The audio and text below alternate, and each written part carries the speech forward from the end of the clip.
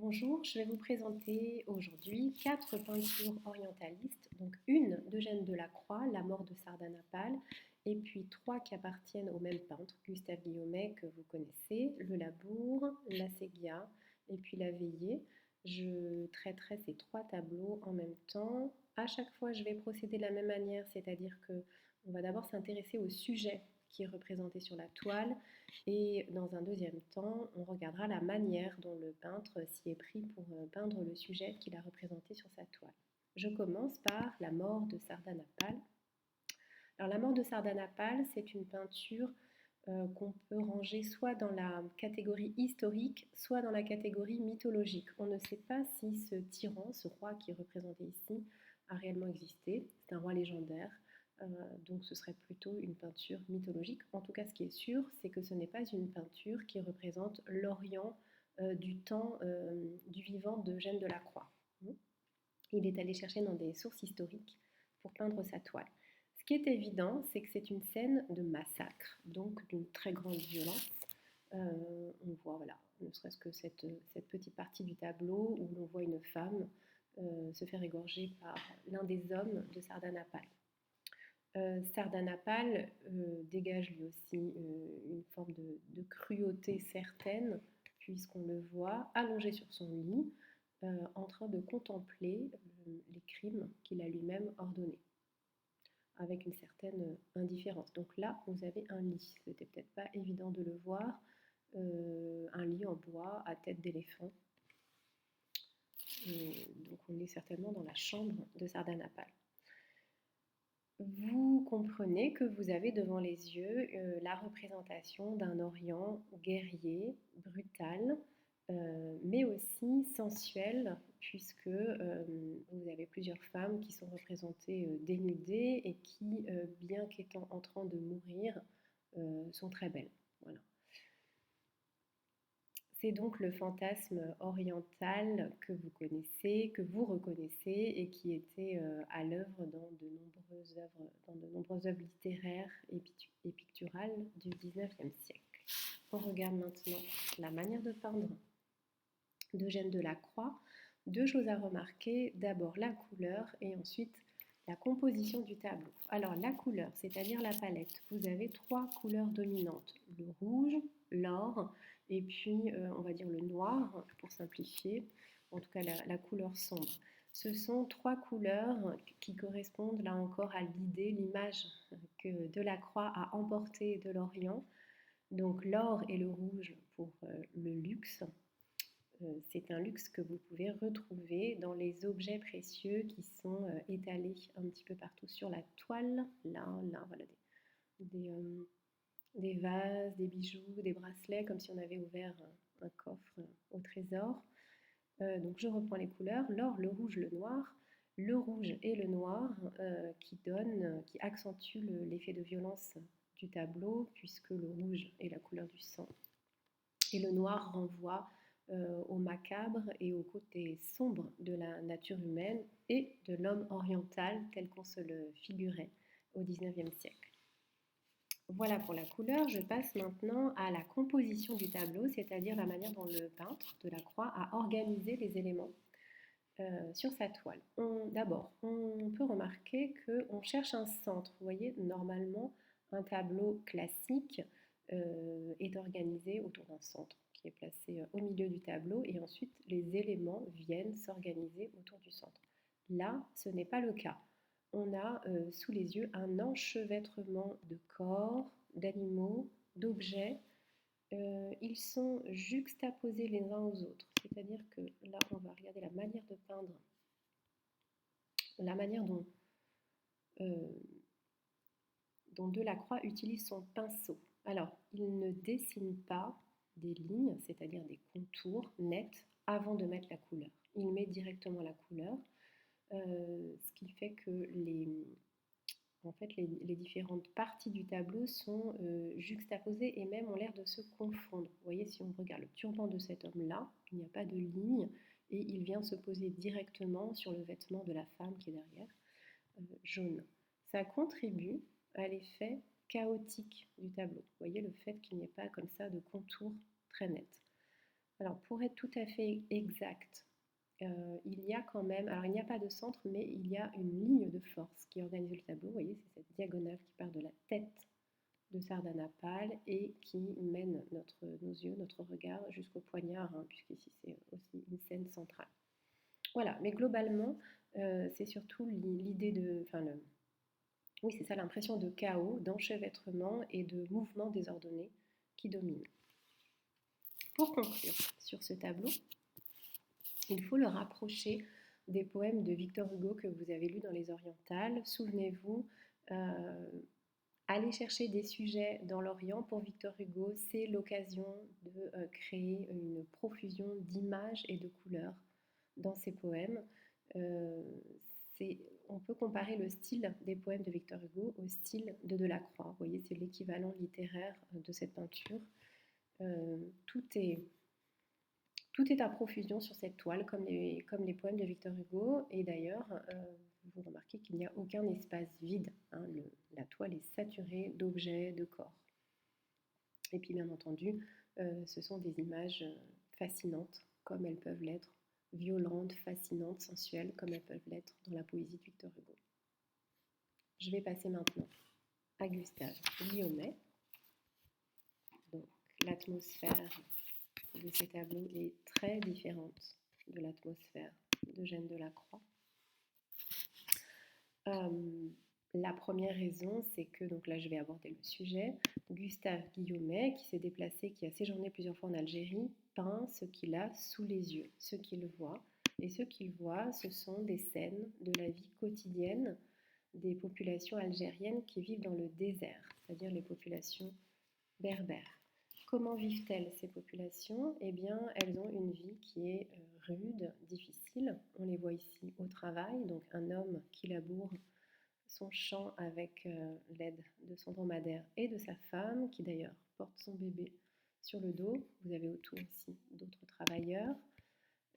Une autre scène de la vie quotidienne ici, vous avez sous les yeux des femmes, et puis une femme, une jeune fille, une enfant qui viennent puiser de l'eau dans la rivière. Et la veillée, ce sont des hommes sans doute en partie nomades qui ont installé leur campement dans le désert. On voit peut-être ici une partie de leur tente et voilà, qui ont fait un feu pour veiller la nuit venue. Ce que veut nous montrer Gustave Guillaumet, ce n'est pas la pauvreté, la misère et l'aridité dans laquelle vivent ces populations, mais il veut mettre l'accent davantage sur leur dignité et sur la beauté de leur existence. Ça ne paraît pas évident au premier regard, mais on va s'en rendre compte à la manière dont le peintre a figuré ces scènes de la vie quotidienne. Donc là, je passe à la manière de peindre de Gustave Guillaumet. Je vais d'abord parler des couleurs et ensuite je vais parler du mouvement. Alors, les couleurs dominantes dans sa palette, ce sont les couleurs ocre et brunes, qui sont celles de la terre et du désert. Néanmoins, ces couleurs ocre, brune, marron ne sont pas ternes du tout. Regardez, au contraire, elles sont chaudes, lumineuses. Et donc, il y a toujours beaucoup de lumière dans les tableaux de Gustave Guillaumet. Donc là, par exemple, on voit, là c'est la lumière rasante du soleil couchant. On voit la lumière qui vient illuminer le vêtement et puis les pattes du dromadaire. Vous retrouvez cette lumière dans une scène qui pourtant est plongée dans la nuit, mais avec le feu. Enfin, les flammes viennent justement déposer des éclats de lumière sur les vêtements. Vous avez aussi les étoiles dans le ciel et puis le croissant de lune. Et même dans cette scène qui au premier abord paraît très brune, vous avez la lumière du ciel et puis le scintillement de l'eau qui apporte quelque chose de chaud au tableau. Bien entendu, comme autre source de clarté, vous avez à chaque fois les vêtements des personnes représentées qui sont blancs, tout simplement. Ici aussi. Voilà.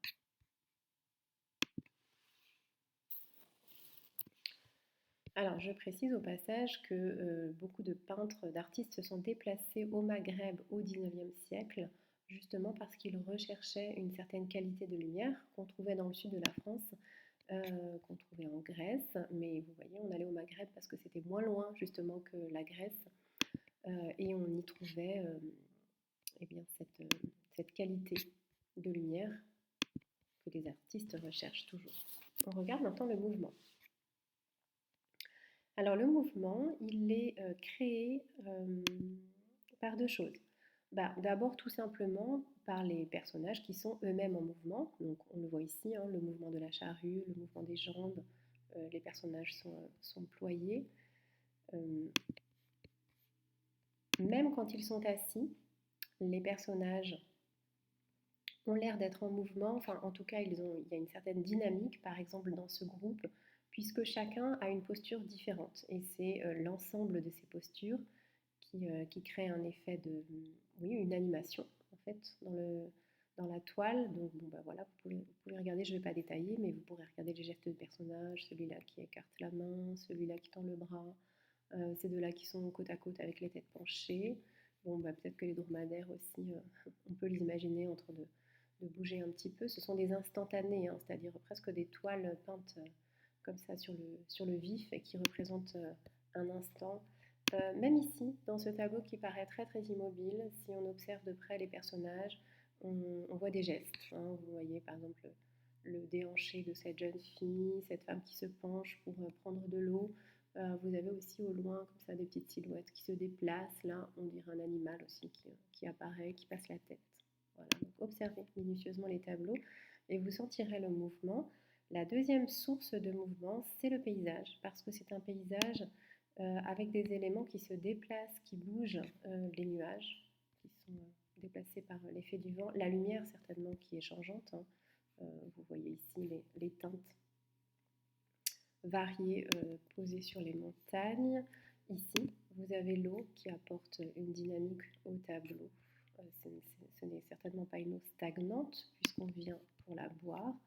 Et puis ici, ce qui anime le tableau, c'est bien sûr la fumée dégagée par le feu et puis également l'échancrure des nuages. Là, voilà. Alors, si on résume ces tableaux, ce qu'on a observé sur ces tableaux de Gustave Guillaumet, c'est que ce sont des tableaux très vivants et qui dégagent beaucoup de paix aussi, je trouve, pour ma part. Cette paix, à quoi est-elle due? Alors, on peut reprendre la mort de Sardanapale, hein, vous voyez, et comparer, aucune paix, au contraire, un chaos terrible dans ce tableau. Une ambiance très différente chez Gustave Guillaumet. La paix, en fait, elle est là parce que les personnages, on sent une entente et une harmonie entre les personnages qui sont représentés sur chaque tableau. En fait, ils forment des groupes. Donc, vous voyez là, des groupes qui s'aident, qui travaillent entre eux. Ici, bien sûr aussi, vous avez un groupe qui discute ensemble. Et puis là, vous avez cette jeune fille et cet enfant aussi qui voilà, qui s'entendent.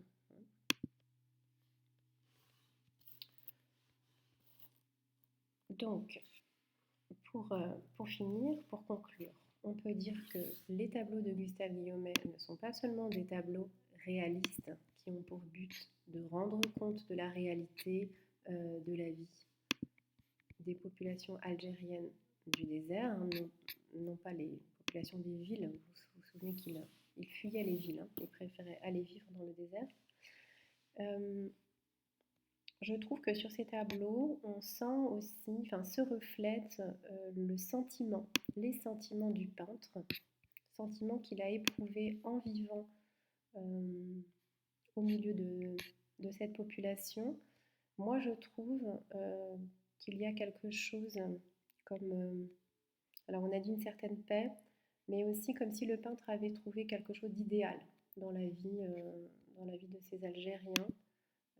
Voilà, et on le sent, je me répète, hein, mais à la très grande paix et la très grande beauté qui transparaît dans ces toiles. Eh bien, on a fini.